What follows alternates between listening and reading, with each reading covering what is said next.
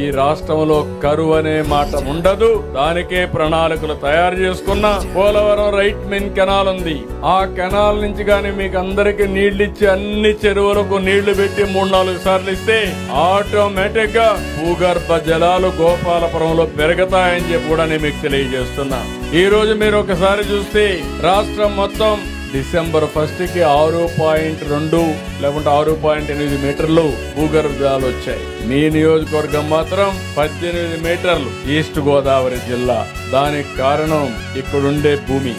అందరూ ఆలోచించేది నీరంటే జలాశయాల్లో ఉండే నీరు మాత్రం ఆలోచిస్తారు, చెరువుల్లో ఉండే నీరు ఆలోచిస్తున్నారు. నేను ఆలోచించేది భూమిని జలాశయంగా చేసి భూగర్భ జలాలు పెంచుకోగలిగితే శాశ్వతంగా కరువు అనే మాటే ఉండదు.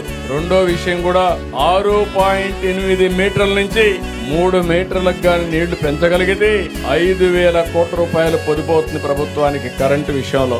ఆ 5,000 కోట్లు ఖర్చు పెడితే రైతుల సంక్షేమానికో పేదవాళ్ళకు ఖర్చు పెడితే ఎంతో ఆదాయం వస్తుంది.